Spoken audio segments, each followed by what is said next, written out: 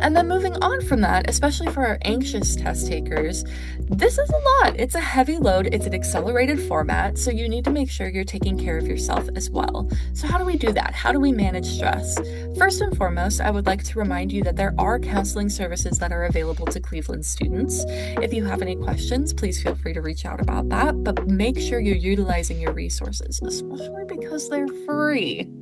So, first method that I like to suggest is the 5-4-3-2-1. So, essentially, if you can feel yourself getting really stressed, overwhelmed, take a second and count.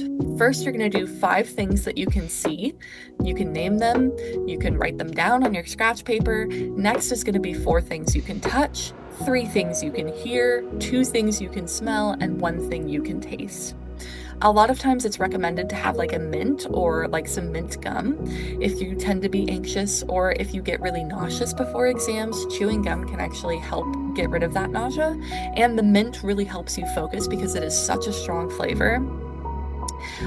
People recommend that a lot for this because it helps kind of center you. And again, in the practice of going through and listing out these different things, you're forcing your brain to focus on something else that isn't your anxiety or that feeling of overwhelm. And so just do this until you feel your body kind of return to a sense of calm. Next, we have box breathing. Very similar thought.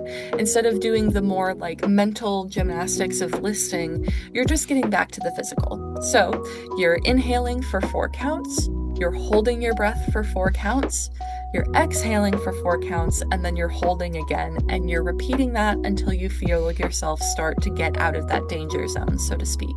It's called box breathing because something for my visual folks who need something to like picture in their head, you're inhaling, holding, exhaling, holding. So you're making a box while you're doing that, and that kind of helps you visualize that count, right? And again, this is just to make your nervous system feel normal.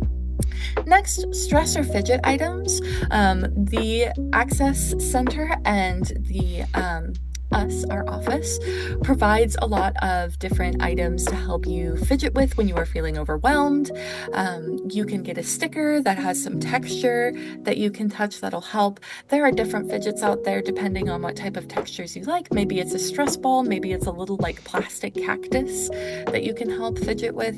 You are allowed to have those, use them.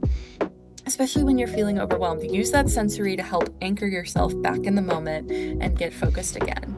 And finally, this one should be obvious, but as someone who was a student, I get it. We all slip up when doing this. You should be taking care of your body. Get those 8 hours of sleep. That is so incredibly important to your success. Stretch and move your body. As you are all in a chiropractic college, you should understand the importance of taking care of your body, stretching out your muscles, making sure that you're getting that fluid movement.